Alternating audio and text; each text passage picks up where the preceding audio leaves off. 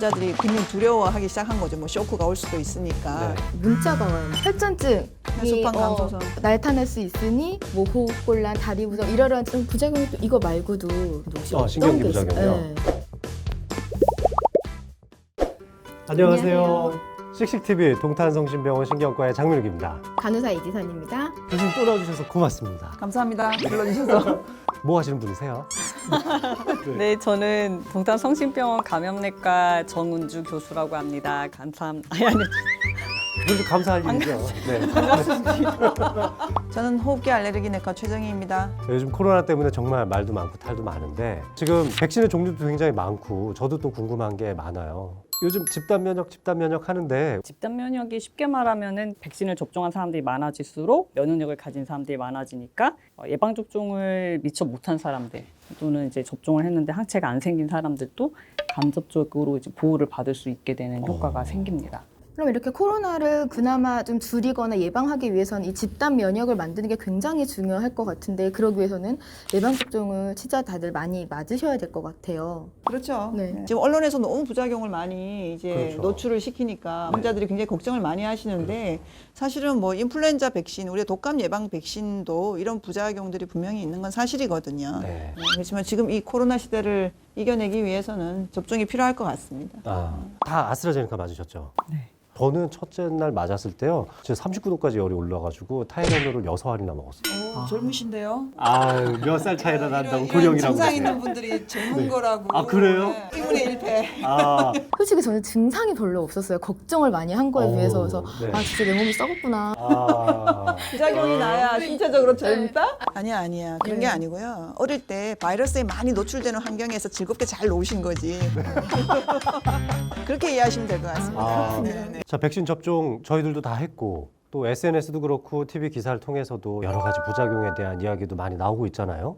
맞아요. 그래서 이런 증상들이 어떤 거고 이럴 때는 뭐 좀 지켜봐도 되는 거 아니면 또 병원에 꼭 방문해야 되는 거 그런 걸 좀 말씀 좀 부탁드릴게요. 백신을 접종하면은 면역 반응이 형성이 되기 때문에 평소에 이제 경험하지 않았던 증상들이 좀 생길 수가 있습니다. 접종한 부위에 이제 부어오르고 열감도 있고 발적이라고 하는데 그런 이제 국소 이상 반응이 생기기도 하고 또는 이제 피로감, 그다음에 이제 두통, 근육통, 그러니까 우리가 몸살이라고 표현을 하는데요. 그러면서 이제 실제로 39도 이상의 고열이 나는 경우도 있고요. 이런 반응들은 이제 백신 접종하고 나서 보통 우리가 예상하는 이상 반응이고요. 이게 몸에 뭔가 큰 이상이 생겼다 이렇게 생각을 하실 필요는 없으십니다. 대개 한 2, 3일 정도면은 저절로 이제 사라지니까요. 이제 병원을 방문해야 할지라고 생각을 해야 되는 경우는 내가 너무 몸이 힘들다. 타이레놀이라든지 이런 해열 진통제를 복용했는데도 본인이 너무 힘들다라고 한다면 참지 말고 어떤 질환인지 감별이 필요하기 때문에 진료를 권해드립니다. 그러면 이런 부작용이라면 사실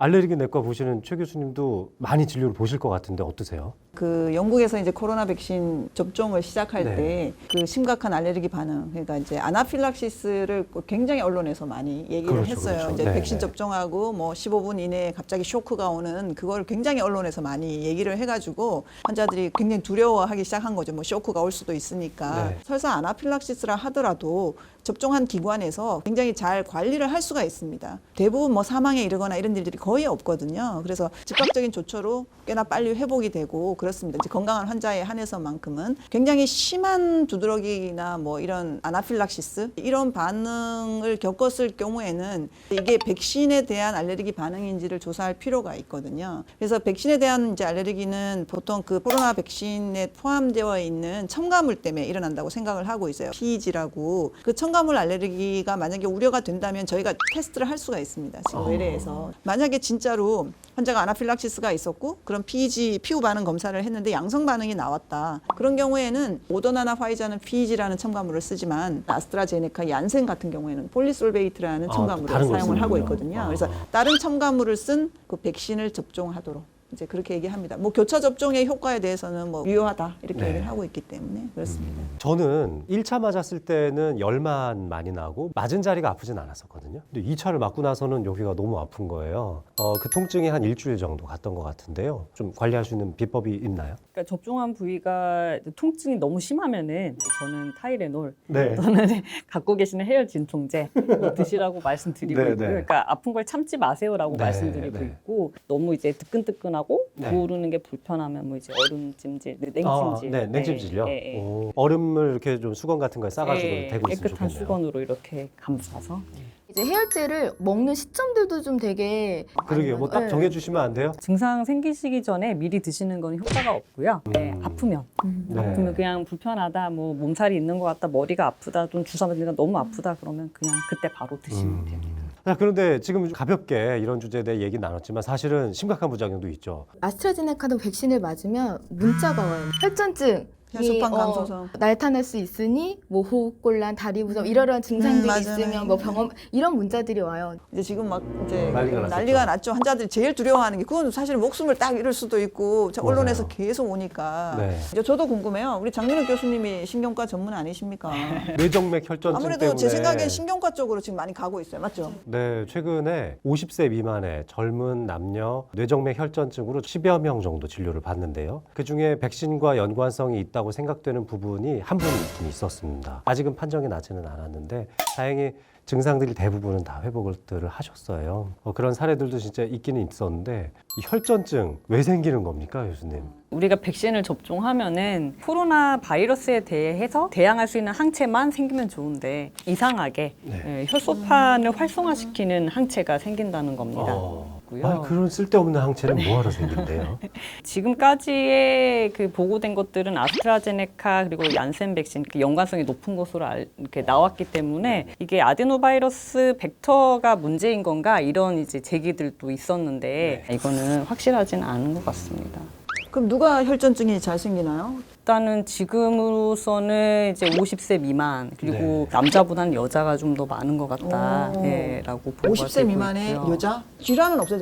기저질환, 먼저 기저질환 갖고 중에 있어서 아, 근데 그런 거는 크게 연관성이 영향을 없는 것 그건 같습니다. 진짜 예. 복불복. 그래서 사실은 제 알레르기를 보는 입장에서도 그 위험인자에 대한 문의가 너무 많습니다. 그래서 원래 천식을 앓고 있었던 분들 이제 굉장히 많이 물어보시고요. 근데 천식 같은 경우에는 코로나 백신은 당연히 맞아야 되는, 왜냐하면 호흡기 쪽으로 오면 안 되잖아요. 더 치명적이죠. 그렇죠. 치명적일 수 있기 때문에. 그 다음에 이제 원래 약물 알레르기가 있었던 분들. 네네네. 뭐 진통소염제 아나필락시스라든지 또는 식품 아나필락시스가 있었던 분들도 굉장히 많이 걱정을 하시거든요. 그렇지만 실제로 코로나 백신 접종이 금기증은 아니기 때문에 주사를 맞도록 하고요. 혹시나 너무 많이 불안하시면 아까 말씀드린 첨가물, 피부 반응 검사를 하시고 거기에 대해서 음성이면 더 확신을 가지고 하실 수 있을 것 같습니다. 제가 또 한 가지 질문을 드리고 싶은데요. 이 자가 면역 질환이 있는 환자들이 종종 있습니다. 교수님은 그런 환자들께 접종을 권유하시나요? 아, 네.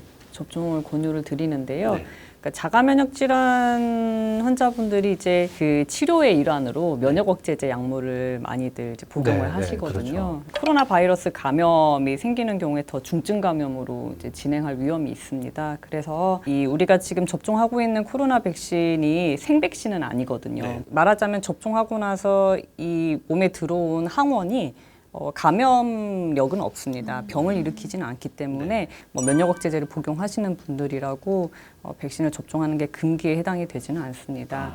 그래서 저희 같은 경우에는 면역 조절제죠, 일종의. 네네. 그 주사를 맞는 분들이 있어요. 그런 주사를 맞는 분들은 날짜를 겹치게 하면 안 된다. 저 같은 경우는 일주 간격을 두고 주사를 맞게 합니다. 그 이유는 뭐 특별히 같이 해서 나쁘다 이런 의미보다는 만약에 부작용이 생겼으면 구별이 안 될 수가 있잖아요. 네. 그래서 그런 걸 확실히 하기 위해서 뭐 날짜를 겹치지 않게 해서 맞고 있습니다. 그래서 그런 걸 맞고 계신 분들은 미리 담당 의사 선생님하고 상의해서 날짜를 조정하는 게 좋을 것 같아요.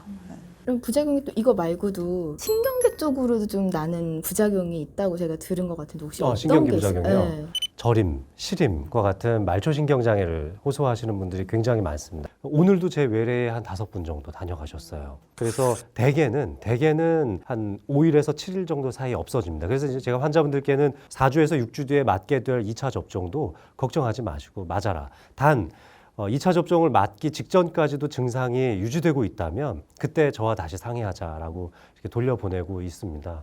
괜히 예방접종을 맞았다는 불안감 때문에 더 저리고 더 시리게 아주 예민하게 느끼시기도 해가지고 그래서 그럴 때는 접종을 보류하라고 말씀드리기도 하고요. 이렇게 얘기를 좀 종합해 보면은 결국은 우리는 코로나를 극복하기 위해서 예방접종을 꼭 맞아야 한다라는 식으로 귀결되고 있는데 교수님 생각은 어떠세요? 정말 지금 이 시점에서 우리가 꼭 맞아야 되는 이유를 한두 가지 꼽아주신다면요.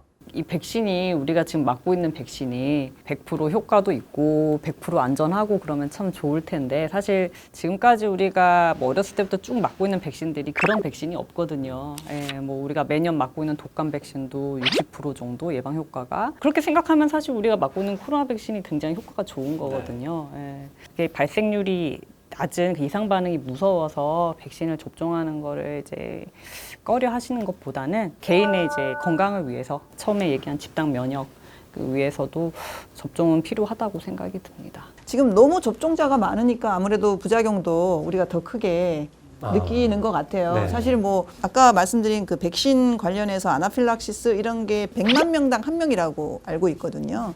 근데 그것들이 지금 수십억 인구가 맞고 있다 보니까 더 크게 노출되는 것 같고요. 진짜 맞지 말아야 될 부분은 저희가 무조건 억지로 권하지는 않지 않습니까? 그렇죠. 그래서 맞지 말라고 얘기를 하니까 그런 부분을 잘 해소하셔서 얼른 백신 접종에 동참하셨으면 좋겠습니다.